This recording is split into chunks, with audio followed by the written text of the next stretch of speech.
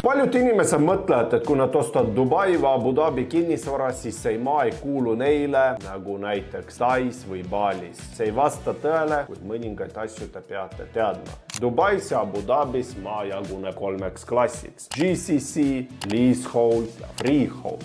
GCC on maa, kuhu tohivad osta ainult kohalikud emiraadid. Need maad on tavaliselt Jumeirahis või Deiras, näiteks Jumeirahis Burj Al Arabi ümber olevad villad, kuhu meie ja teie osta või müüa kahjuks ei saa. Leasehold. Tavaliselt need on alad, kus on palju tööstust või ladusid, näiteks Al-Qusis, kus maa on renditud riigi poolt 99 aastaks. Te saate seda maad osta, müüa, isegi pärandada ja rentida, aga iga aasta lüheneb selle maa kasutus olev aeg. Ning muidugi freehold, see maa, mida meie pakume, kuhu ehitatakse ridamajad, villad, kortermajad. Eks see maa ka kuulub teile, see pole renditud, te saate seda pärandada, osta, müüa, rentida, nii nagu Eestis. Kuid olge valvsad, kui te midagi tahate osta oma pealt, mida ma ei soovita, siis tuleb kontrollida, sest osad arendajad ehitavad väga odavalt, müüvad väga odavalt ja lähed tõnge, aga tegelikult see on leasehold maa ja selliseid arendajaid on olemas. Mina kui Skover Estate pakun ainult freehold täisomandis maatükke. Kui teil on küsimusi Abu Dhabi või Dubai kinnisvara kohta, siis võtke minuga julgelt ühendust.